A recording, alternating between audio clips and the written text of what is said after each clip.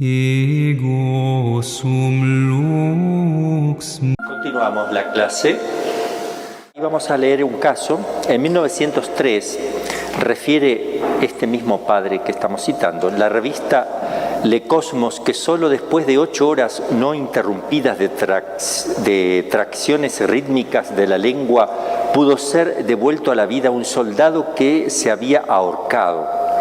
El doctor Laborde, en su obra Les Traditions rythmées de la langue, París, 1897, refiere nada menos que 189 casos de ahogados, ahorcados, asfixiados, víctimas de un rayo, etcétera, que habían recobrado la vida mediante las tracciones rítmicas, muchos de ellos después de haber permanecido varias horas, al parecer completamente muertos.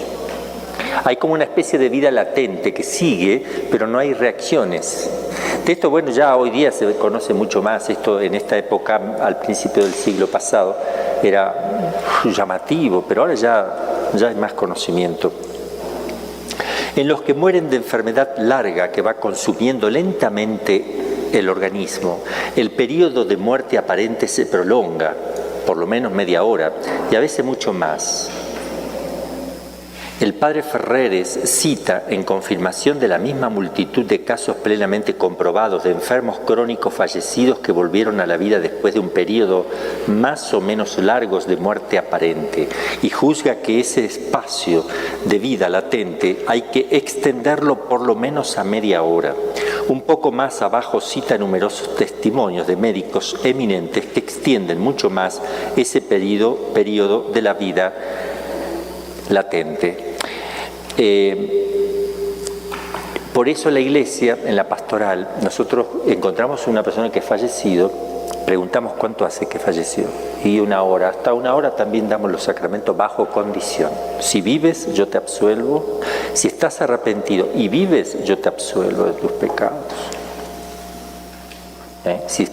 Si vives, por esta santa unción y por su bondadosa misericordia, te ayude el Señor, le damos la unción.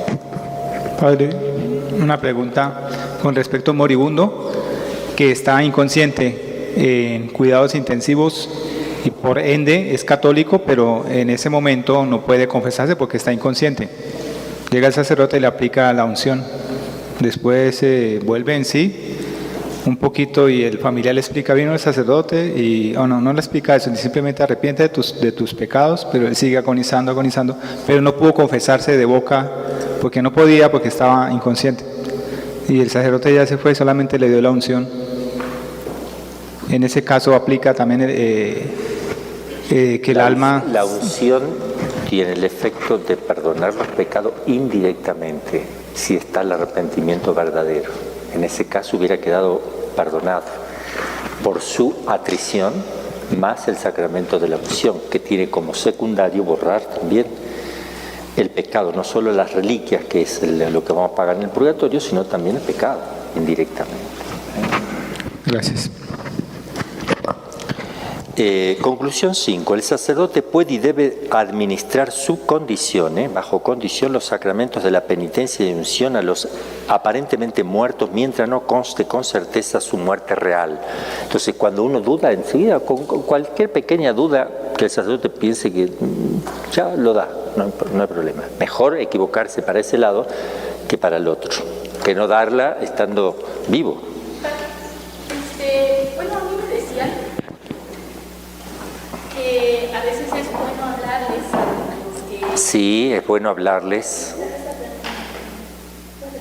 Que a veces es bueno hablarles y que porque el oído es lo último que se pierde cuando exacto. se muere. Pero me decían, hasta pasan varias horas y todavía está el oído oyendo. Podría. Bueno, pero... Pero no es que pasa varias horas de que se fue el alma, sino de la muerte aparente. Porque cuando se va el alma no sabemos. Se va el alma y no escucha nada. Claro. Pero no sabemos cuándo se va. Entonces se le llama muerte aparente. No sabemos si sí o no. Por las dudas yo le sigo hablando al oído. Pero lo que sabemos es que si el alma se salió, ya no hay oído que escuche. Porque no es ya un oído, es un cadáver. El cadáver no escucha, la materia no escucha. Bueno, el sacerdote puede y debe dar en primer lugar la absolución sacramental bajo condición. Lo digo para que también ustedes, si están presentes cuando viene el sacerdote y el sacerdote se olvida, se lo diga al padre, désela bajo condición. Bajo la fórmula si vives o eres capaz, pero no debe contentarse con ella sola. Mientras haya duda racional, por pequeña que ésta sea, de si el hombre vive o ha muerto ya, se le pueden y se le debe administrar los santos sacramentos explicando a los fieles. Obvio que la Eucaristía no, porque no puede abrir la boca para comulgar, no se le va a poner la Eucaristía. Explicando a los fieles presentes que se hace subcondición, el sacerdote les explica, lo voy a hacer bajo condición para que entiendan y no se escandalicen, el Padre perdonó a un muerto. La razón es porque, como enseñan comúnmente los teólogos, en los casos de necesidad extrema, como ciertamente es el nuestro, se pueden y se deben administrar los santos sacramentos, aunque el valor de ellos sea muy dudoso, por faltar, al parecer, algunos de los requisitos esenciales, aunque la probabilidad de que valdrá el sacramento sea muy tenue y poco fundado, aunque esta probabilidad se apoya en la opinión ajena y no en la nuestra. Es decir, bueno, los fetos abortivos y a los niños recién nacidos se les debe bautizar aunque no den señal alguna de vida, si no aparecen en ellos señales claras de la putrefacción.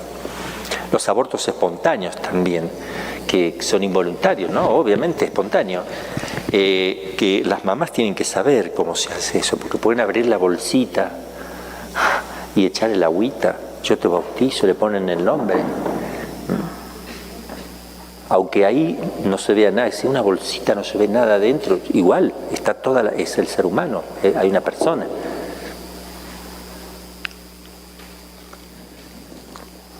Bueno, en los casos de muerte repentina se pueden y deben administrar subcondiciones, bajo condición, los sacramentos de la penitencia y la unción hasta después de varias horas de ocurrido el fallecimiento, si siempre hay algún motivo para pensar que puede estar vivo, e incluso hasta que se presenten los síntomas de la putrefacción. Como el accidente cuando veníamos de Puebla, ¿se acuerdan? Estaba calentito, creo, yo no me acuerdo, pero creo que yo lo toqué, estaba tibio. Sí. Salud. Me asustó, hermano.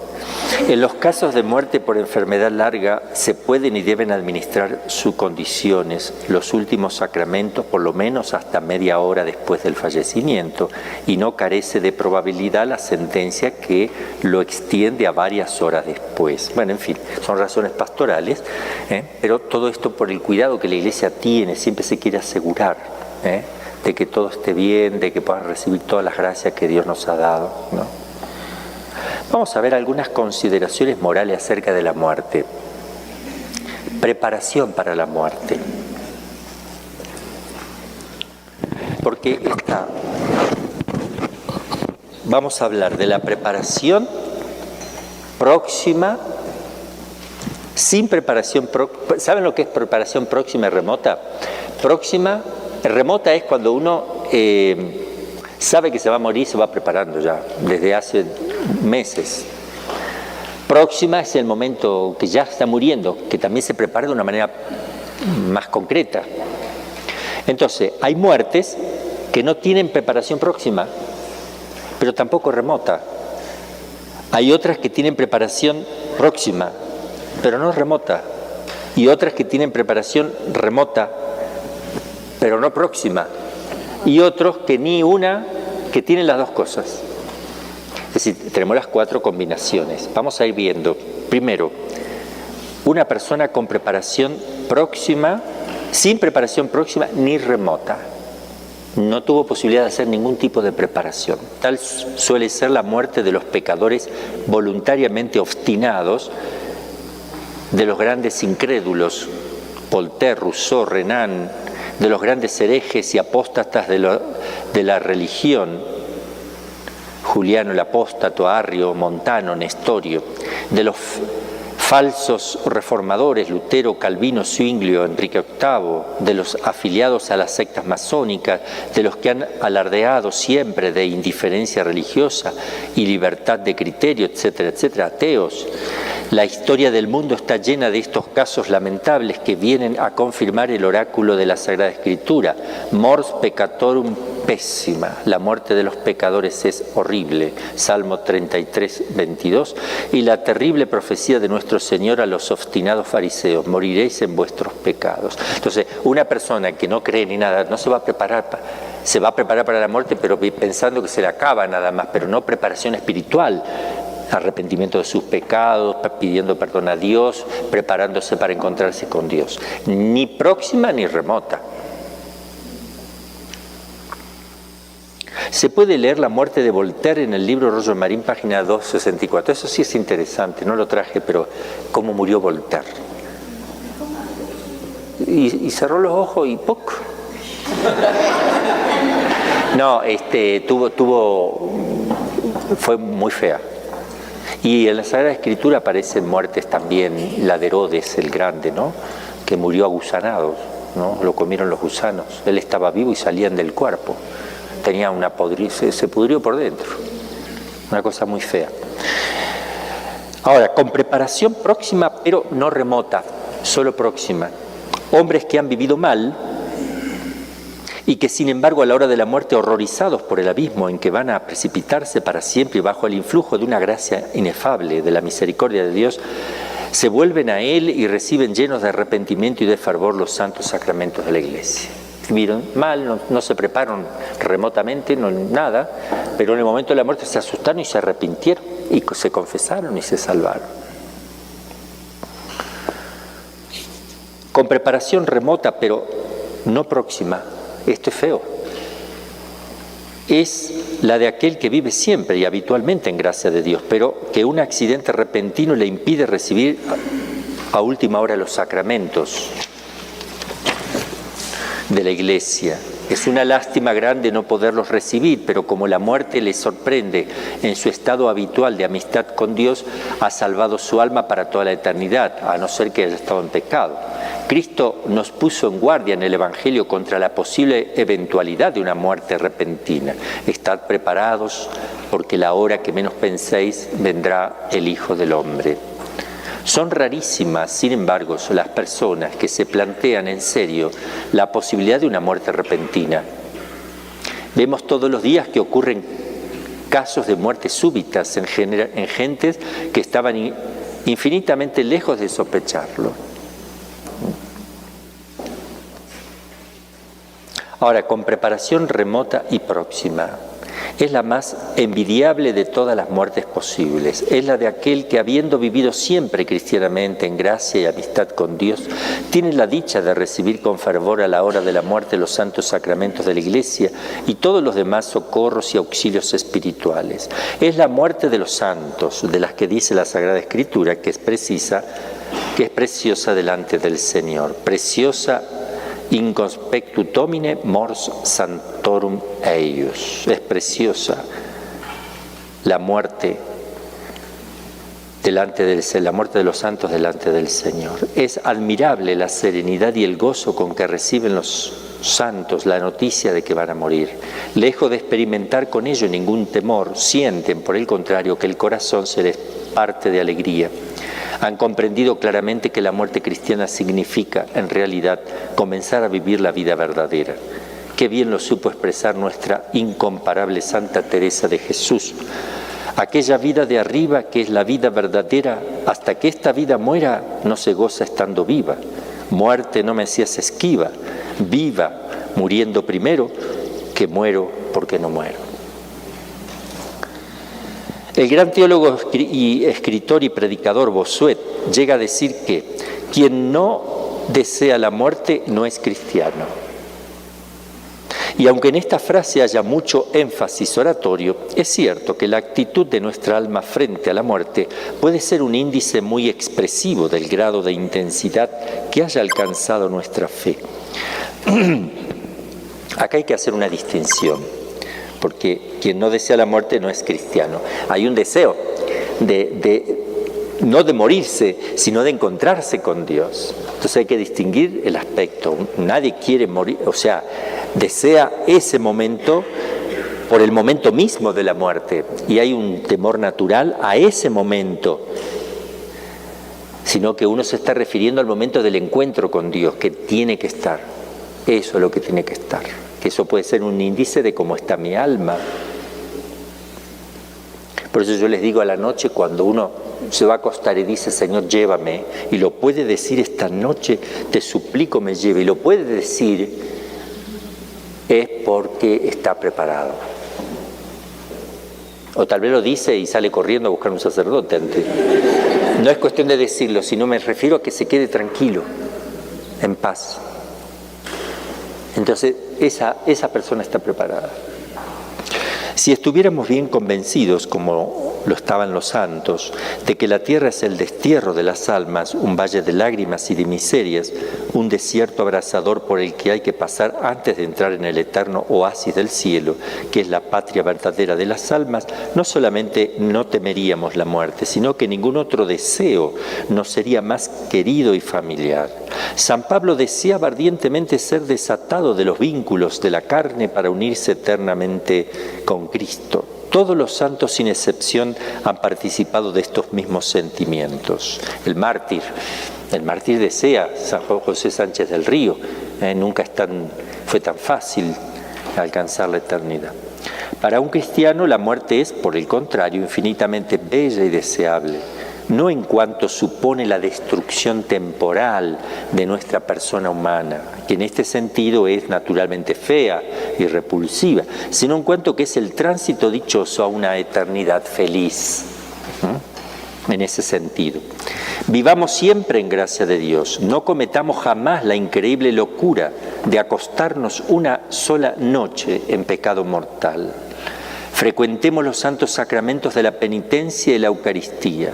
Profesemos una cordial devoción al patriarca San José, abogado y celestial patrono de los moribundos, y pongamos nuestra confianza en la natural maternidad de la Virgen María, obsequiándola todos los días de nuestra vida con el rezo ferviente del Santo Rosario, en demanda de una muerte santa y ejemplar, y no temamos a la muerte que se acerca, que en esas condiciones no será para nosotros la cosa más terrible entre las horribles, la cosa más horrible entre las horribles, sino la llave de oro que nos abrirá las puertas del cielo para toda la eternidad. Por eso no se entiende que católicos estén con tanto terror y terror a la pandemia, como si eso fuera lo más... ¿Y el pecado mortal no le tenías nunca terror? La verdad que no como le tengo al COVID, no. Entonces hay que corregir ciertas cosas. Si tú no le tienes terror al pecado mortal como a la pandemia, al COVID, entonces hay un serio problema. Amas más la vida y la quieres conservar para ti. La perderás. No la estás dando por Cristo, no estás viviendo bien. Hay algo que no funciona en los sacerdotes, en las religiosas, en los consagrados, mucho más. Ni hablar de eso, ¿no? Bueno. Aquí terminamos con el tema de la muerte, para que descansemos un poco. Vamos a introducirnos en otro tema. Es corto, el juicio particular es corto. Nos metemos con el juicio particular, la sentencia. Después viene las moradas eternas, que vamos a ver los distintos lugares que tenemos del otro lado. Y después sí vamos a dedicarle mucho tiempo al tema del infierno, del cielo y del purgatorio. Eso van a ser temas mucho más profundos, lo vamos viviendo más tranquilo. Bueno, no me hicieron la pregunta, pero lo de Gloria Polo, cómo pudo haber sido eso, ¿verdad? Aunque ahora lo vamos a tocar en el juicio, pero ya lo vamos anticipando. Se separa el alma de una persona y Dios suspende el juicio. Eso ya es una suspensión, ya es un milagro.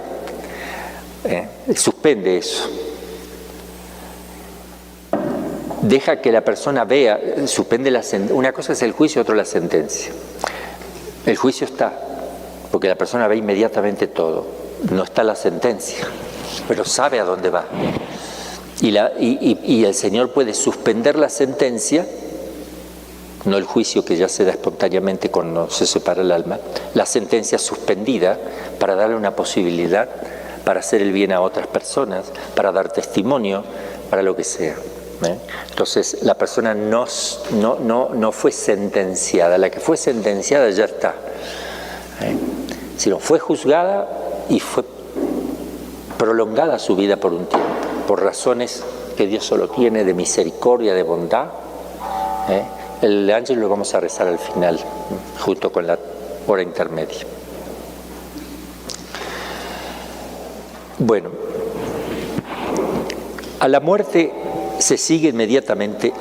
¿Entendieron? Digo, ¿cómo es la cosa? Sí. Yo tengo una pregunta, pero como laico. Una pregunta como laico. Yo voy a ir respondiendo, voy diciéndolo. Sí.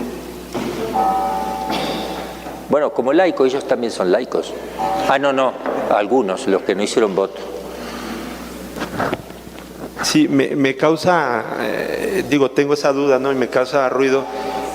¿Qué pasa cuando, digamos, un ejemplo bajo ahorita, me encuentro un accidente y encuentro a unas personas ya moribundas, pero no hay un padre? Hay que ayudar a bien morir. Exacto. Yo en mi auto ando con unos sacramentales, el agua bendita, también, el aceite y la sal. Sí. ¿Yo qué puedo hacer como laico? Primero le hace pedir perdón lo primero, que se arrepienta de sus pecados. Okay. Que pida perdón a Dios. ¿Una oración en especial? Quiere decirle, mira, arrepiéntete, pídele perdón a Dios, ¿no? Para preparar tu alma. Si Dios te va a llamar, que estés preparadito. Vamos, di esto: Jesús, te pido perdón. Repite: Jesús, te pido perdón. De vuelta, otra vez: ten misericordia de mí. Vamos a rezar la coronilla de la misericordia, a ver si puedes hablar, y si no lo haces mentalmente, vas repitiendo lo que yo digo. Por su dolorosa pasión, ten misericordia. No empiecen así: creo en Dios, no empiecen así. El credo, después Padre nuestro, que se está muriendo. Entonces vayan a lo esencial ahí. Padre eterno, te ofrezco el cuerpo, la sangre, el alma, la divina. Por su dolorosa pasión, ten misericordia. Repite, piénsalo. Por su dolorosa pasión, ten misericordia de nosotros, del mundo. Vayan a lo esencial ahí. No empiecen por la señal de la señal. Nos disponemos a... Bien, Padre, sí. Porque pasa, pasa. Entonces, ahí, mientras los sacramentales, sí, mientras está haciendo eso se lo puede poner, no hace falta que sepa y sea consciente que le está poniendo sacramentales, porque no son sacramentos, pero se le puede poner, echarle agua bendita, te echo agua bendita, se puede decir, pero lo más importante es que le esté pidiendo perdón. Asistirlo de esa manera. Sí, ¿no? Si que él pida hacerlo. perdón, que pida perdón. ¿No crees en Dios? ¿No eres católico? ¿Estás bautizado? Hay que preguntar eso, si ¿estás bautizado? No, agua, ahí nomás lo bautiza uno. Ya ni que pida perdón, ya está todo. Con el bautismo ya... No se vayan a olvidar de eso, de preguntar si están bautizados, católicos, porque vos decís, si me bautizé en una secta, bueno, te vuelvo a bautizar por la duda, no es válido. Si no estás bautizado, yo te bautizo en el nombre. Hay que decir, si no estás bautizado, yo te bautizo en el nombre del Padre, del Hijo y del Espíritu Santo. ¿Cómo te llamas? Vamos, ahora sí pedí perdón, porque puede ser que valió el bautismo, le valía, y también entonces ahí hay que pedir perdón. Vamos a pedir perdón otra vez y otra vez.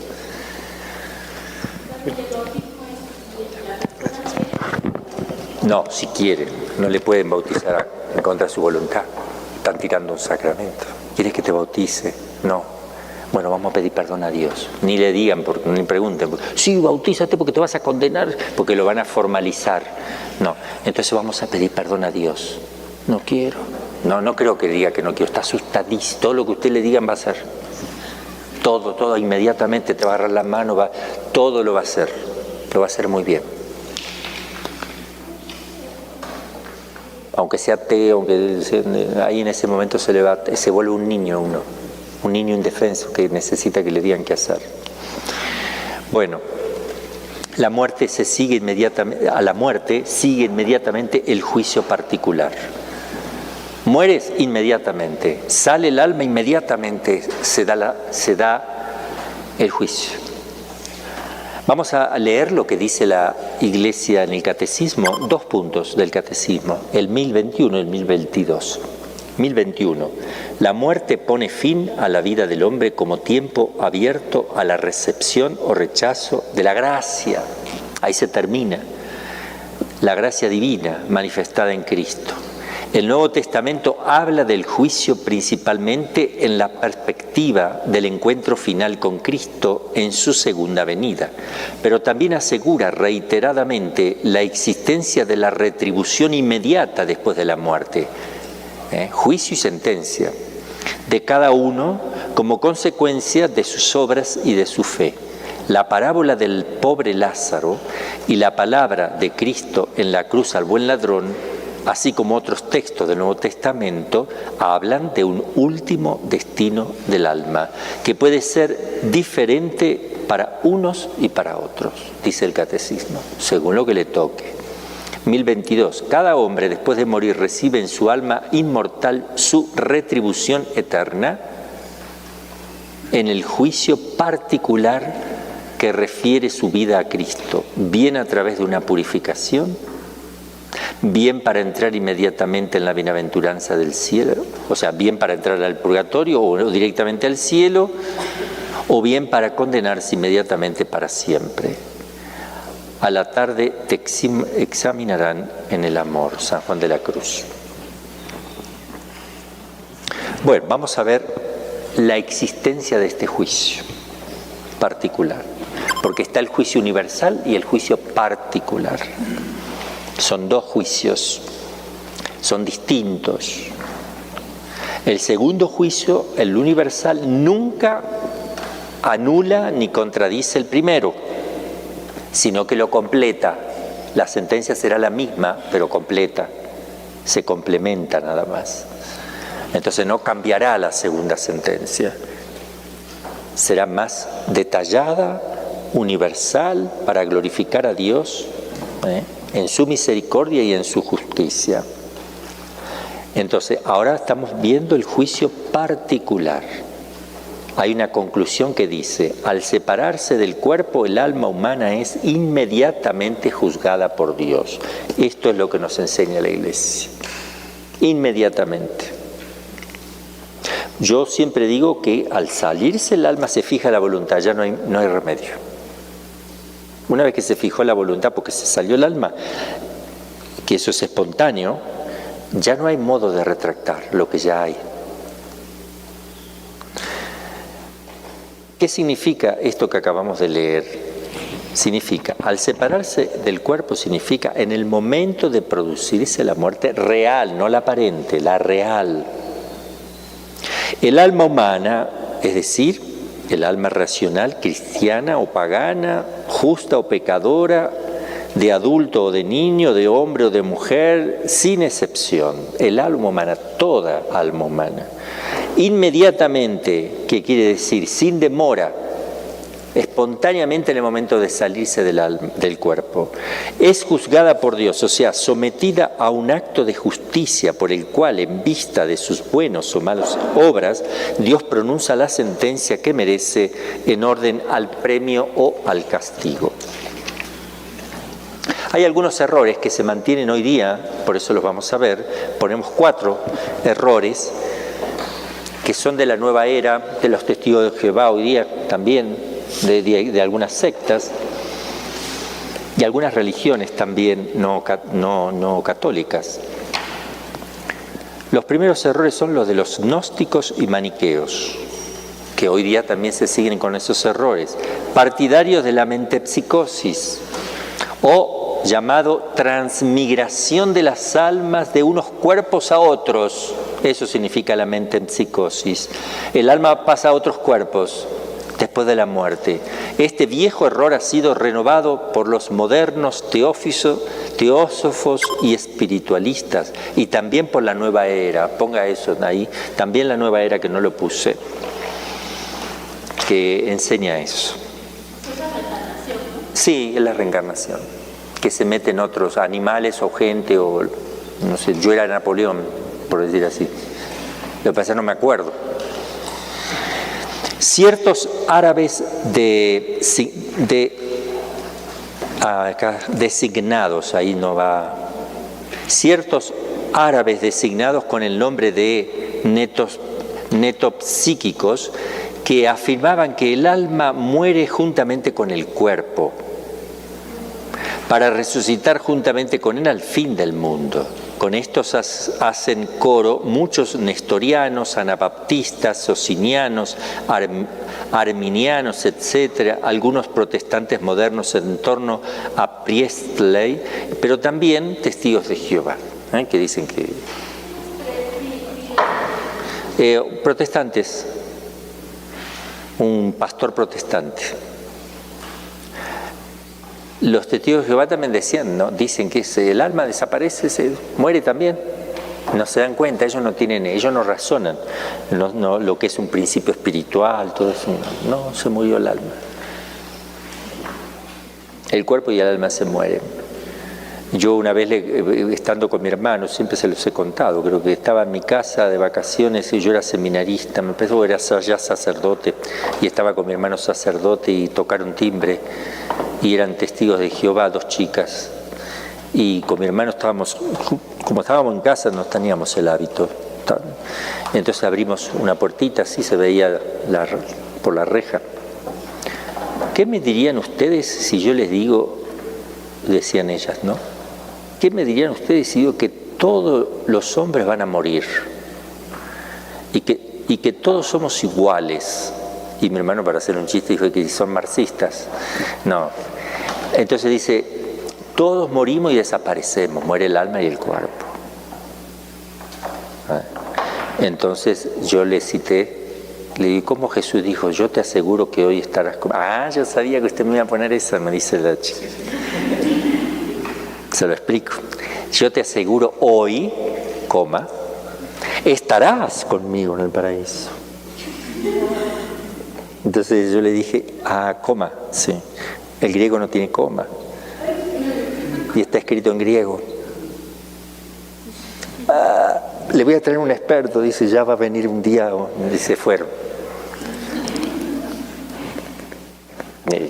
No sé, esas cosas así, ¿no? Coma. Bueno. Los hipnosíquicos.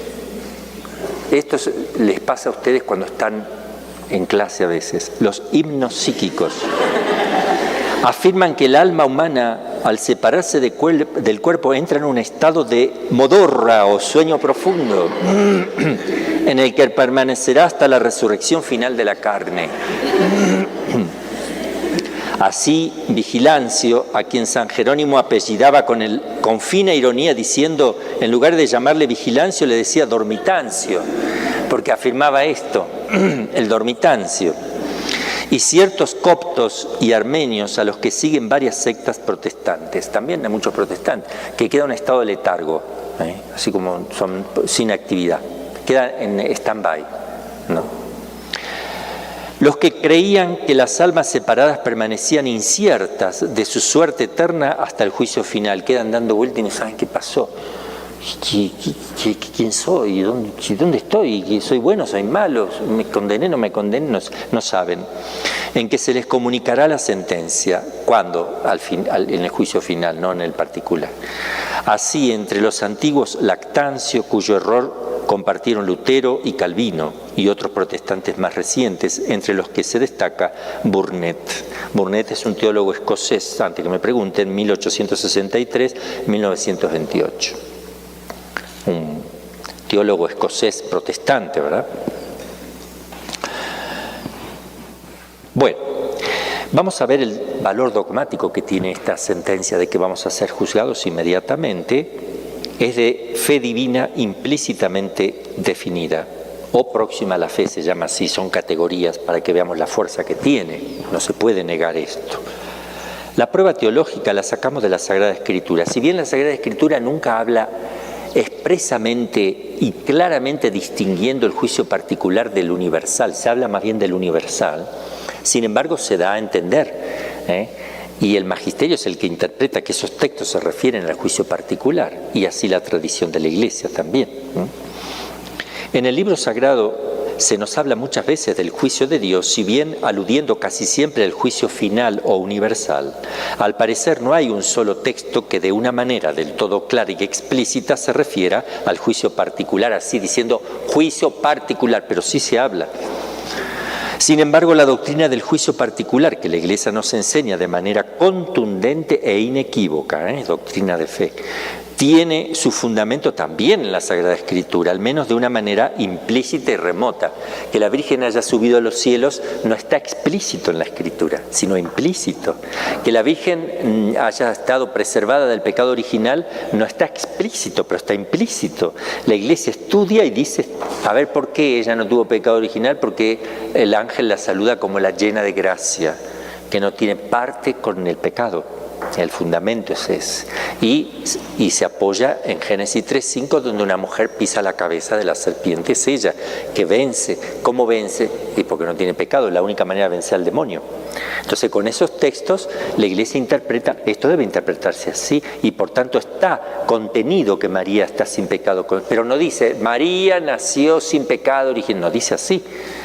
Tampoco dice, María subió a los cielos. Si está sin pecado original, entonces tiene la misma suerte que Jesús, el alma sube y no se corrompió y todo eso, o sea, se derivan las enseñanzas. Sin embargo, la doctrina del juicio particular que la Iglesia nos enseña de manera, bueno, ya lo dije, en multitud de pasajes bíblicos se nos dice que el justo y el pecador reciben inmediatamente, y ya con eso ya nos está diciendo, no dice juicio particular, pero dice que inmediatamente reciben la sentencia, y ese es el juicio particular. Y después va a decir que va a haber un juicio donde se reunirán todo, entonces, o sea, obviamente, entonces, inmediatamente después de la muerte, el premio o castigo por sus buenas o malas obras. Como veremos, ha definido como verdad de fe esta retribución inmediata. La tradición cristiana lo enseña también claramente en innumerables pasajes. Si alguno quiere leer a algunos padres de la Iglesia sobre este tema un poco más, puede consultar el DTC, que es el Dictionnaire Théologique Catholique de francés, el Diccionario de Teología Católico, donde escriben los mejores teólogos, que está todo en francés. Creo que ahora lo tradujeron al español y me parece que se puede encontrar en internet. Me parece que lo han subido. Yo lo estuve buscando esta mañana a ver si no lo pude encontrar, pero hay algo ahí. Me faltó tiempo. Ahí tienen todo lo que quieran en español, todas las citas y lo que necesitan. Entonces se abrevia con DTC en mayúscula. Significa Dictionnaire Théologique Catholique.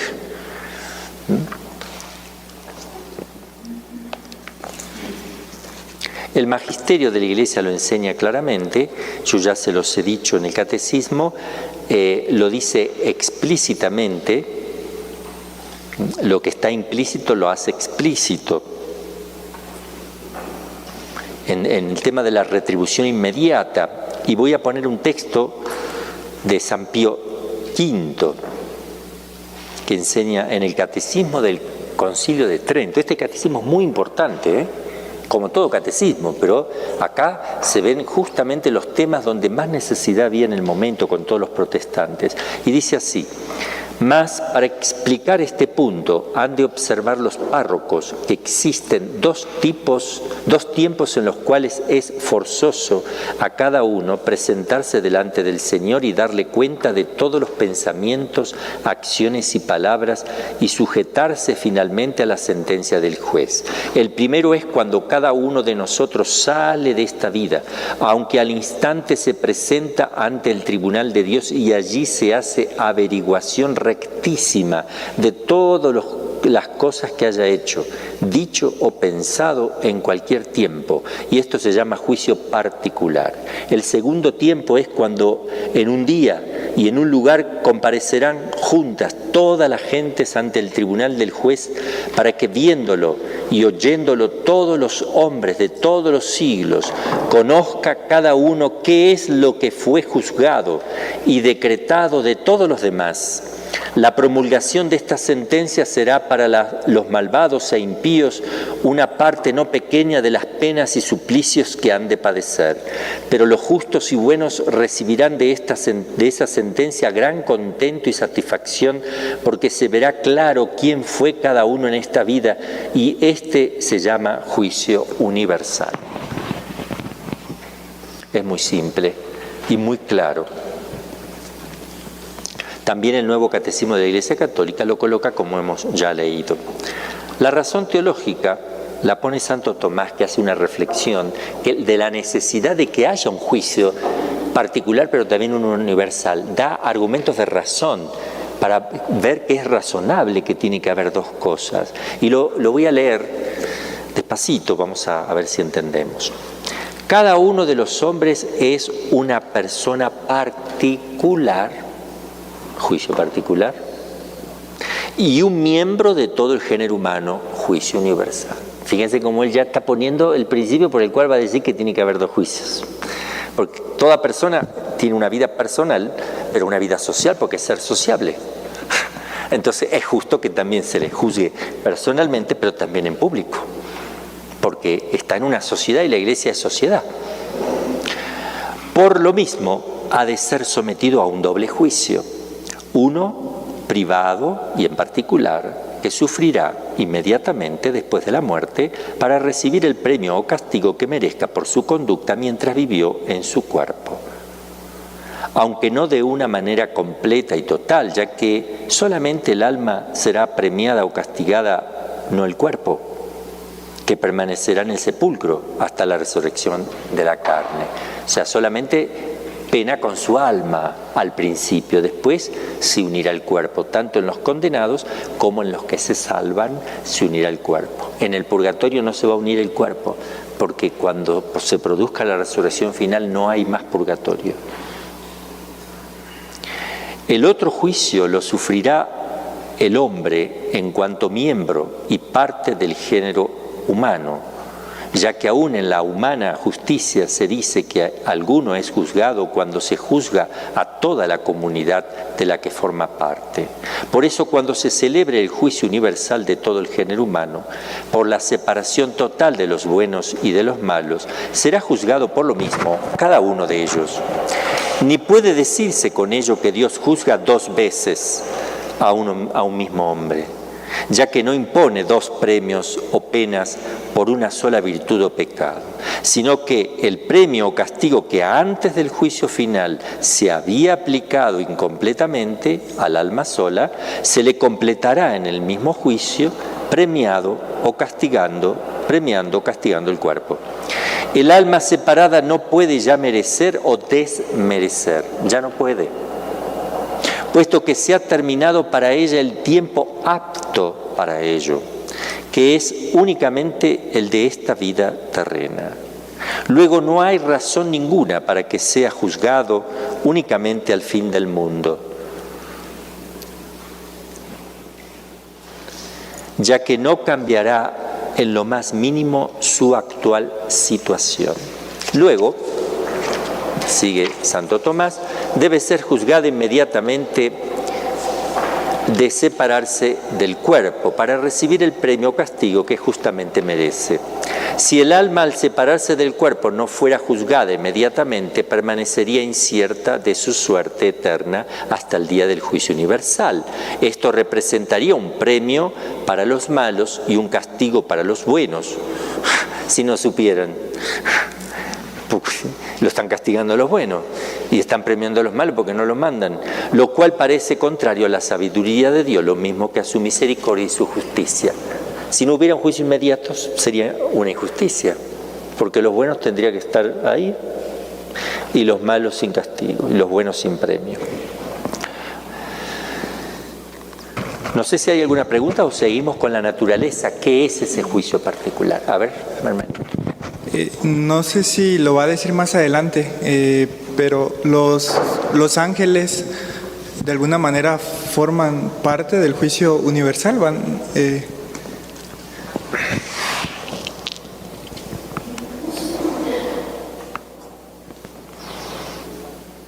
Yo creo que sí, no lo digo porque conozca el principio teológico en este momento o no me lo acuerde, pero yo creo que es una opinión que creo que es así, no estoy seguro, creo que sí entran también.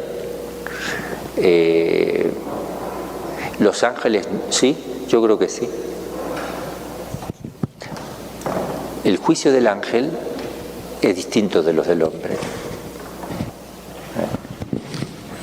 Otra pregunta, padre. Pero el juicio universal sí, yo creo que sí. Te lo voy a averiguar o seguramente más adelante, no me acuerdo. Sí. Las personas que van a ser juzgadas al fin del mundo, que todavía están vivas y estamos en ese problema, dice que no va a haber purgatorio, pero entonces significa que las que estén cuando venga nuestro Señor Jesucristo no van a pasar. ¿Cómo pagarán su pena? ¿Y cómo la paga el que recibe una indulgencia? No la paga. Un don gratuito de Dios. No sé, ¿puede Dios decir basta? Lo cierto es que el purgatorio no puede seguir después de la resurrección de los cuerpos. La Virgen de Fátima dice algo ahí. Amelia estará hasta el fin del mundo, porque más de ahí no se puede. ¿No? Al menos es lo que exponen los teólogos, porque esto no lo enseña la Iglesia con doctrinas, solo son opiniones teológicas fuertes a favor de eso, pero no es una enseñanza, como tampoco es enseñanza lo que me preguntó el hermanito, de la Iglesia Católica, son opiniones teológicas. Ahí. Padre, perdone. Sí. ¿Me puede corregir si estoy equivocada? Entonces el orden sería así: el juicio particular, resurrección de los muertos, juicio universal. Sí, exactamente. El juicio universal va a ser ya cuando resuciten los cuerpos. Gracias. Por eso que si resucitan los cuerpos y hay un juicio final y están en el purgatorio todavía, o sea que no va, hay algo que no va. Naturaleza del juicio particular. El juicio particular consistirá, ¿en qué consiste? Sustancialmente en la intimación, ahí tienen una nota al pie de página. ¿Qué significa la palabra intimación? Rendición de cuentas ordenado imperativamente por la autoridad competente. Lo puse porque seguro que alguien me iba a preguntar. Entonces, el juicio particular consistirá sustancialmente en la intimación de la sentencia divina al alma separada mediante un acto intelectual simplicísimo e instantáneo. Acá, una iluminación. No tiene por qué tocar la voluntad. Solo la inteligencia que lo ve, nada más. No puede hacer más nada, porque la voluntad no puede entrar diciendo no ni sí. Es una iluminación del entendimiento, donde sabe perfectamente lo que le tocó. Una especie de luz interior que recibirá el alma de parte de Dios y que se adecuará exactamente a los méritos o deméritos que la propia alma descubrirá en sí misma instantáneamente, con toda claridad y precisión. Si quieren leer un poquito más, algunas cosas que pone Roger Marín, que ya le digo cuando lo cito así, es porque ya lo leí y vi que no era conveniente poner para no estirar tanto. Cuestiones complementarias. El tiempo. ¿En qué momento? En el instante mismo de producirse la muerte real. Ese es el tiempo. Cuando se puede decir de alguien con certeza que ha muerto, puede decirse que ha sido juzgada. Esto es verdad absolutamente cierta y pertenece a la fe católica. La Iglesia ha definido la entrada del alma inmediatamente después de la muerte en el lugar que le corresponde según sus buenas o malas obras.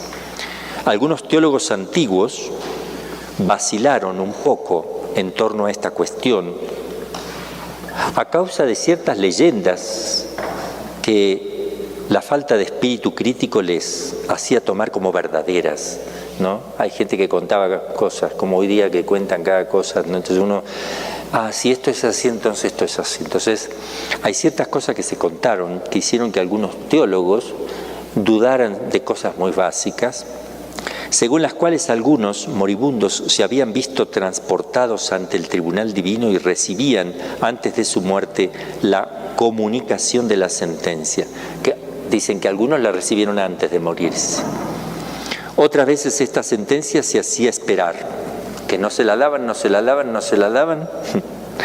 Y durante un periodo de tiempo que podía durar varios días, permanecía el alma incierta de su suerte eterna. Es el error que pusimos ahí de que tienen que esperar. Los primeros hechos no pueden significar otra cosa que una sugestión del demonio. El demonio puede ponerle a la persona, tu sentencia es condenación, antes de morirse. No hay que hacer caso, porque obviamente que es el demonio, porque Dios no te lo está haciendo. Antes de morirte no te lo va a hacer. Sí, por una gracia, si Él quisiera convertirte, te puede mostrar lo que te espera, pero la sentencia no está dictada. Como a Santa Teresa, que Dios le muestra el lugarcito que le corresponde si ella no se salva. Padre, una pregunta acá. Sería pues más o menos como el ejemplo, bueno, el testimonio que dijo una señora aquí, que cuando lo del COVID, que había muerto y que pues el testimonio que dio que había pues que aparecido en el tribunal, ¿no? Y que Jesús estaba como muy molesto. ¿Vendría siendo así como lo que dice ahorita? ¿O? Miren, lo que puede pasar con algunas personas, que puede ser casos reales, es que Dios le haga ver cosas que no es la realidad misma de la que uno va a experimentar, porque Dios puede mostrarle en la imaginación cosas para que uno entienda, porque cuando se separa el alma va a entender de otra manera. El alma capta las cosas de otro modo y no tiene cómo imaginarlo. Entonces, si vuelve el alma, ¿cómo se hace? Entonces, Dios puede transmitirle cosas a través de imagen para que la persona sepa a través de imagen creada por Dios lo que tuvo que haber sucedido, lo que va a suceder. Entonces, también eso hay que tener cuidado, Pero Gloria Polo, por ejemplo, que narra que se iba metiendo por un pozo que le iba succionando, todas esas cosas, es decir, el alma no es succionada, porque el alma es espiritual. Entonces son formas para entender que es atrapada y llevada hacia un abismo. Son formas para entender que Dios le permite para que pueda contar, para que se pueda imaginar, para que lo podamos entender. Porque el alma separada actúa de otro modo, ya lo habíamos visto. Capta la esencia de las cosas, no imagina. No tenemos esa experiencia aquí. Entonces, obviamente que el Señor, así como Él usaba parábolas para que entendiéramos las cosas, imágenes y parábolas permanentemente, para que entendamos realidades que no podemos entender en su profundidad, así también aquí sigue instruyendo gente que tiene cuerpo, que tiene que volver y tiene cuerpo y tiene que usar memoria, imaginación, palabras para expresar cosas. Todo eso no lo puede hacer el alma separada, ni tener una experiencia sensible, porque no es sensible. Separada no tiene ninguna experiencia sensible. La experiencia es intelectual. Es una idea que contiene todo lo otro en imagen después. Entonces en eso hay que tener cuidado, hay que saber transportar una cosa a la condición nuestra. El alma separada, estoy en la página 75, funciona de modo muy distinto a como lo hace unida al cuerpo. Conoce de una manera intuitiva, de un solo golpe de vista, a la manera de los ángeles. Por eso, en el instante rapidísimo del juicio particular, verá con toda claridad y distinción la película de toda su existencia terrena, no con imágenes, Un poco lo que le pasó, ojo, yo siempre digo si fuera verdad, porque no puedo yo asegurar. Marino Restrepo dice recibir una luz, solo una idea que contiene un montón de ideas. Entonces recibió una luz intelectual, no recibe imágenes. Y es un poco parecido a lo que el alma puede, con una luz tiene todo. Con esto no estoy diciendo que sea certeza que Marino Restrepo tenga eso. Yo no sé, él lo dice, yo le creo Le creo porque lo veo sincero, lo veo una persona coherente en su vida, creo que puede ser de Dios eso, como lo de Gloria Polo. No lo podemos saber con certeza, lo que sabemos con certeza es lo que está revelado.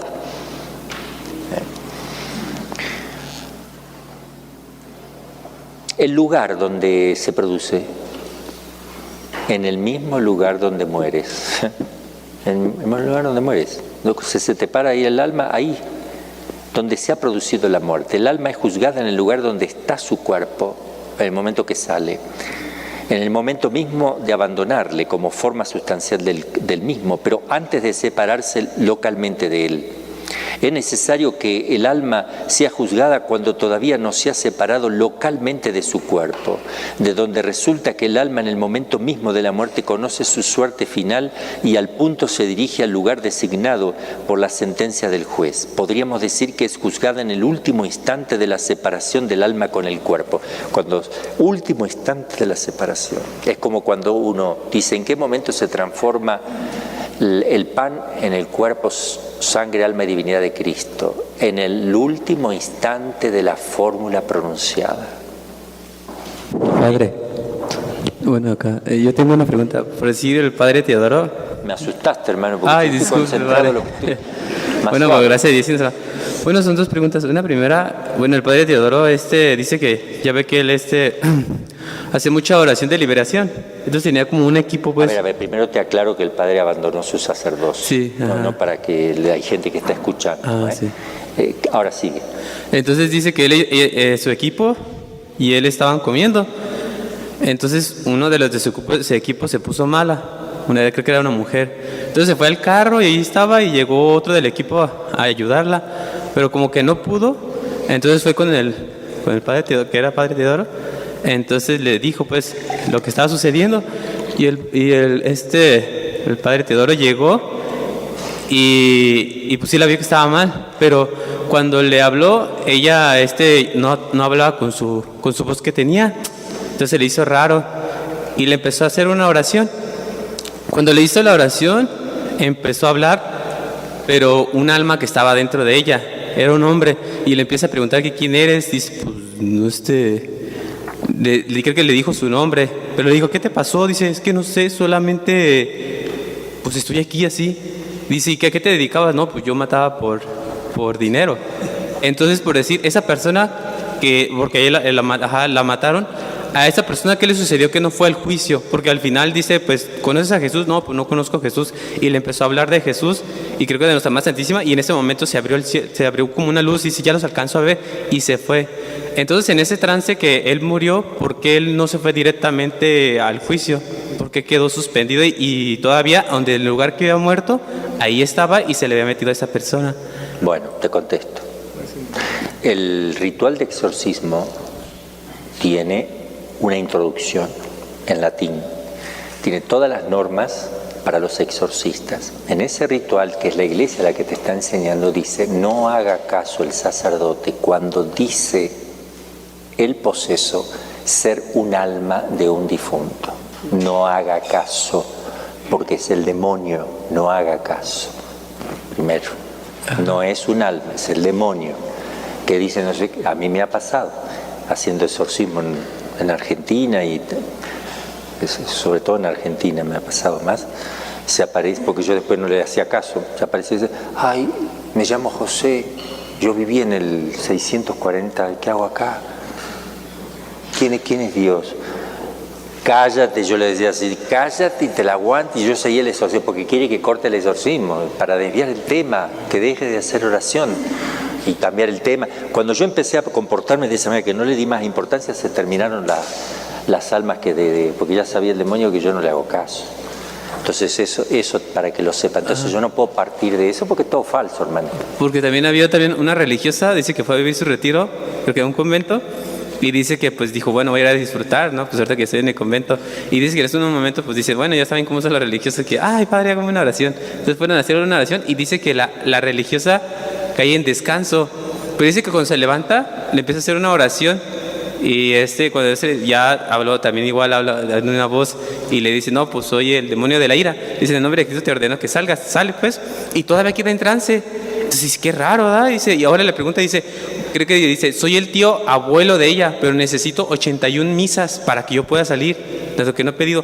Ya ella dice, bueno, voy a rezar por ti, se va. Y luego se dice, yo soy creo que es el primo tío abuelo de él, que necesito 91 misas. Entonces, en esa parte también, ¿te voy a decir que son de...? Si a mí me pasara eso, le pregunto cómo se llama tu abuelo, lo voy a celebrar la misa, pero no voy a hacer caso.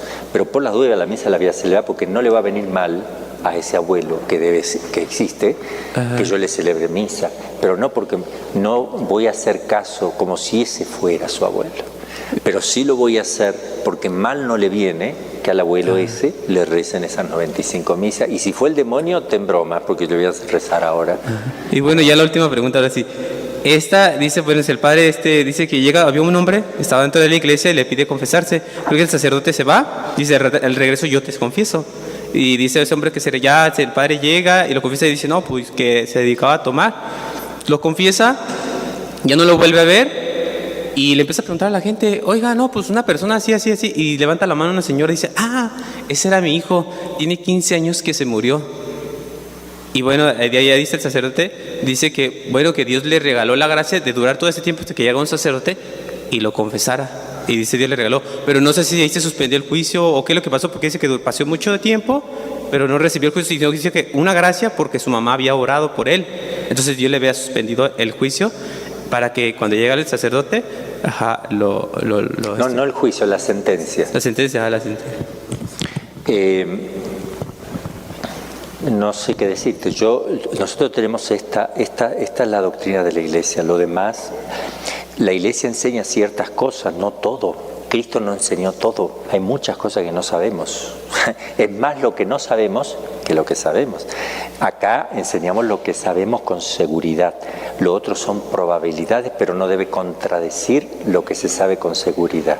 Todo lo que pueden decir no debe contradecir la enseñanza de la Iglesia Católica. Ese es el principio. Entonces no hay que hacer caso de nada que contradiga lo que estamos enseñando. Si no contradice y encaja, es probable que pueda pasar, pero que un alma esté diciendo, ¿y quién soy? ¿Qué pasó? ¿Y qué hago acá? No sé nada. ¿Quién es Dios? No. Entonces, ahí o es el demonio, o es la persona que está simulando, o es el demonio. Porque sabemos que hay un error, la mentepsicosis, la transmigración de almas, o aquellos que dicen que no saben lo que pasa, después de un tiempo serán juzgados en el segundo juicio. Entonces todo eso no encaja. Bueno, seguimos. El juez.